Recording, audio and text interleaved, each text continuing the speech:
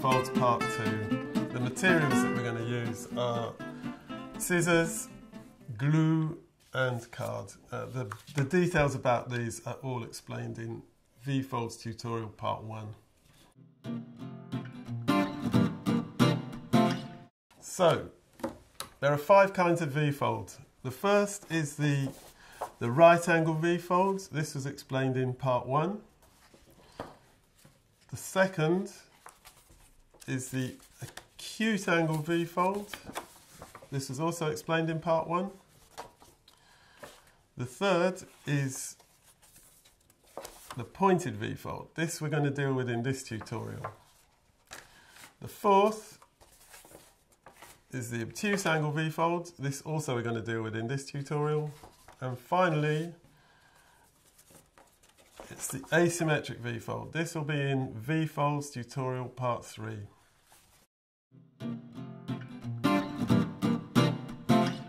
Okay, we're going to start by making a pointed V-Fold.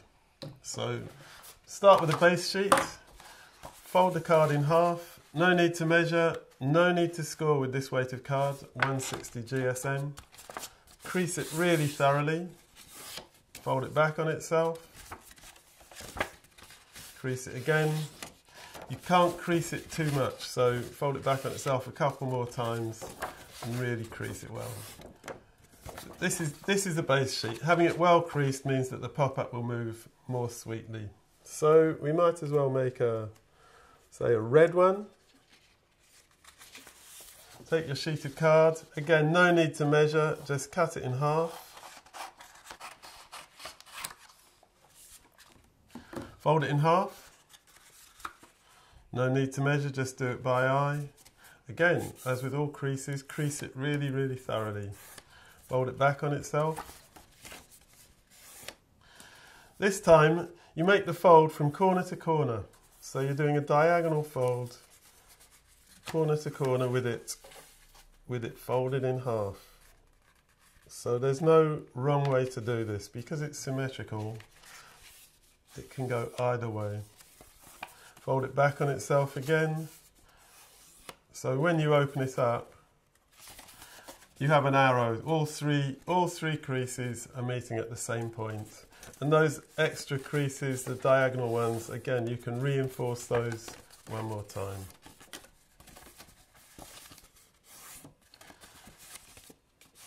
Now this is going to sit on your page like this.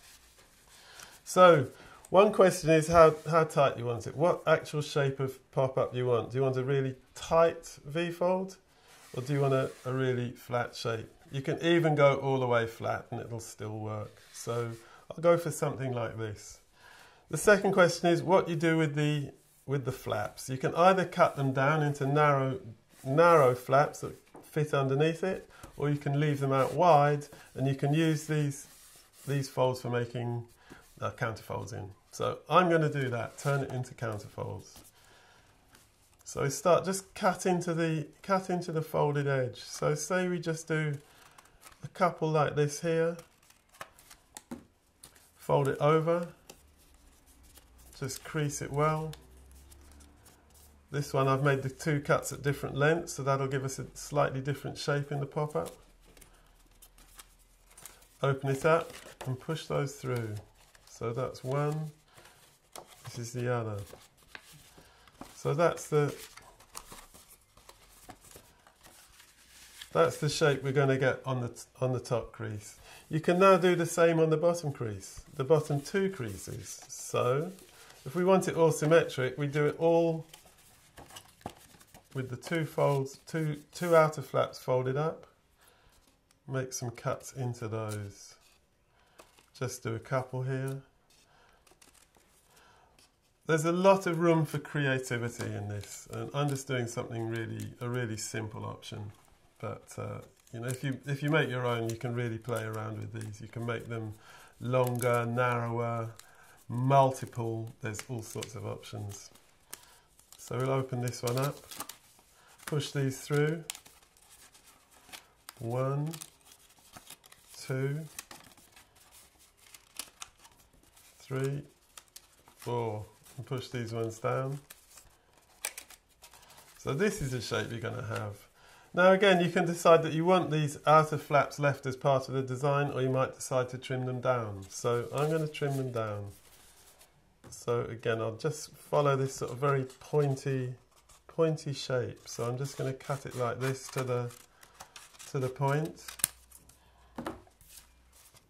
So this is what your pop-up's going to be like. Now again, you can decide, do you want it really tight or do you want quite a wide shape? So I'm going to go for something like this. Start by gluing one side. With all pop-ups, you need symmetry. So we'll just glue one side. Smear the glue right up to the crease. I tend to use my little finger. Then all my other fingers stay free from glue, and I can use them to touch other things without cards sticking to them. So there we go. Stick one side down. Maybe move it in a little bit more. Make sure the central crease is lined up with the central gully of the base. Fold the whole thing into its closed position. Put glue on the other tab.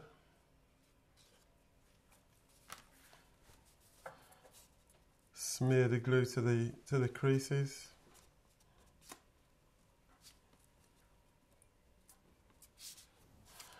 Fold it into its closed position and close the base.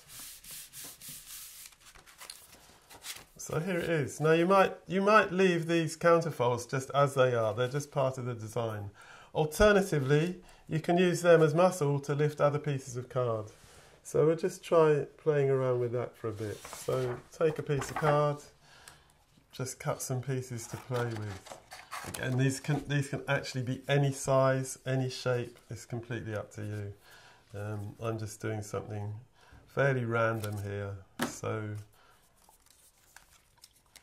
we put the glue on the smallest surface. You don't put it on the big surface which is sticking on.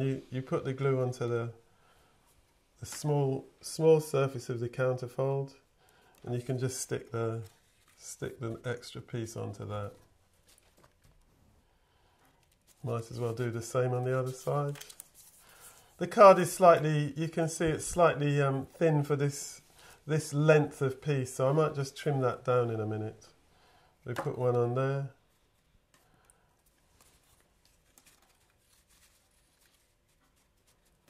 And you can actually use the other faces of the counterfold as well. So let's just put a couple coming up, just so you can see all the possible options. So put glue on those two. So you have a piece lifting up like that. And another one on here. Lifting up like that. And you can also play with these planes that we've created in the top fold. So I'll just make one more really narrow piece that will fit into that.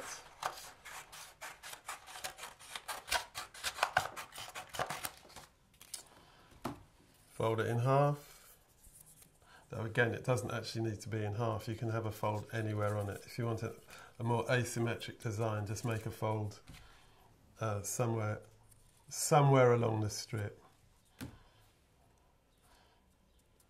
Put the glue in, and you can just tack that in there and stick it in. And after you've added these pieces, shut the base and press it firmly so that all the gluing is sewn. So there we are. This is just an abstract shape, so you can actually look at it anywhere. There's no right way, there's no wrong way. So you might choose to look at it like that. You might choose to look at it like that. Equally, maybe this, or even this. It's just abstract. It's, yeah, an abstract shape, so you can do what you like with it. Equally, these two planes can be extended. So say we take just a couple more small pieces, and I'll put the glue on into the V there.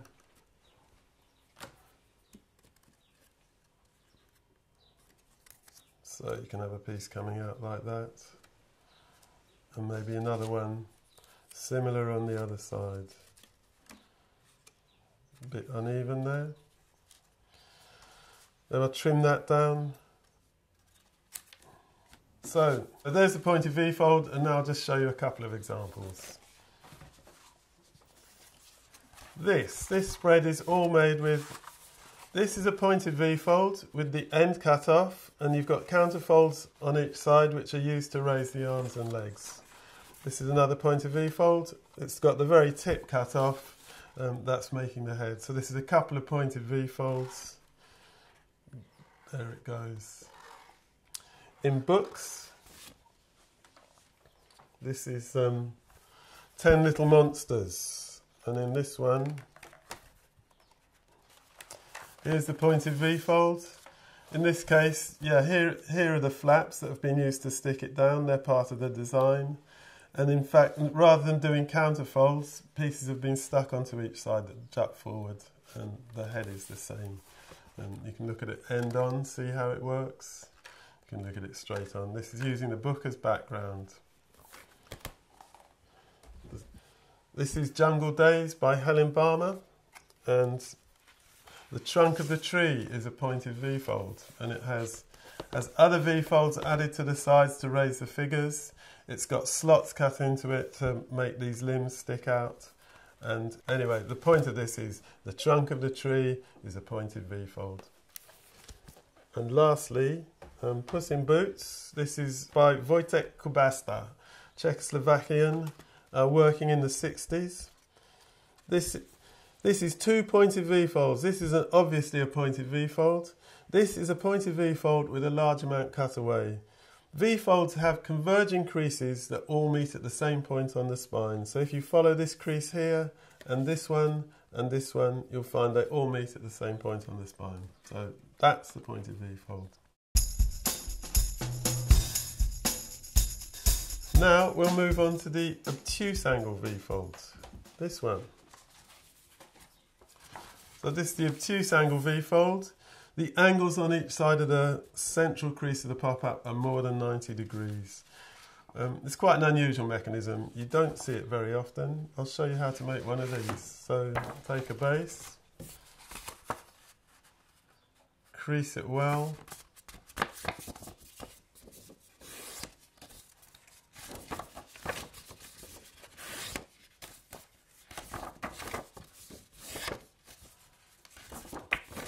and this time we take the other half sheet of cards, fold it in the middle,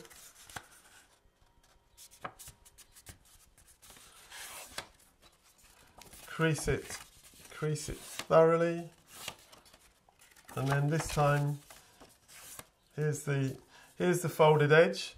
Start about a third of the way up and fold it downwards to the outer edges of the card. So here it is.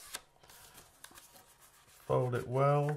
When you open this up, you see that you've got an upward pointing arrow. Mostly with acute angle V-folds, you'll have a downward pointing arrow. That's the normal, that's what you're usually looking for. But in this case, the creases form an arrow pointing up. Now, cut out from the point where all the creases meet, you just cut out a thin wedge. You cut gluing tabs onto the bottom. Cut off the end there. I'll make that a bit tighter. So this is your Obtuse-angle V.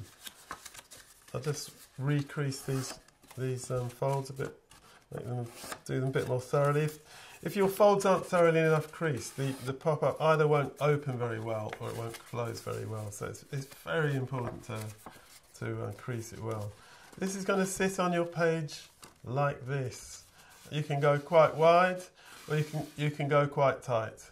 But if you go too wide, you'll see it starts lifting off the page. So according to the angles you've made, that will dictate how wide you can go. So again, we stick down one side. Because symmetry is always important. By making the fold with it folded in half, we get symmetrical angles on the pop-up.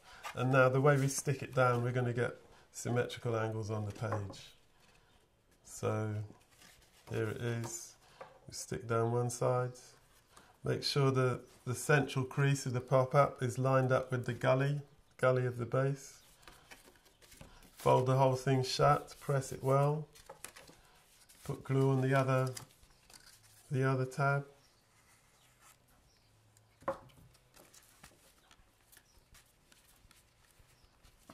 Smear the glue right up to the crease, that's pretty important. Fold it shut. There we go, the Obtuseangle V-Fold. This is quite interesting because the central crease of the pop-up folds backwards. The other one that the central gully will lean backwards is the right angle V-Fold. So here's a version. These are the right angle V-Folds. The angles on the bottom are 90 degrees, whereas on this one they're more than 90. And these ones, because it folds down backwards, the higher you want the pop-up, the nearer the front it has to be. Yeah, I'll just show you a couple of examples of Obtuseangle V-Folds. This is one. You can see it just leans back slightly, so that works nicely for this design. I've got one book that has an Obtuseangle V-Fold and a pointed V-Fold in it. So here it is. The book is Bow Wow by Chuck Murphy. And this is it under the triangle. You open it up, there's the pyramid is a pointed V-Fold and the dog is an Obtuseangle V-Fold. And the best way to see this is to look at the back of the design, and there you can see the central crease of the dog is leaning backwards. So the dog is Obtuseangle V-Fold, the pyramid is a pointed V-Fold.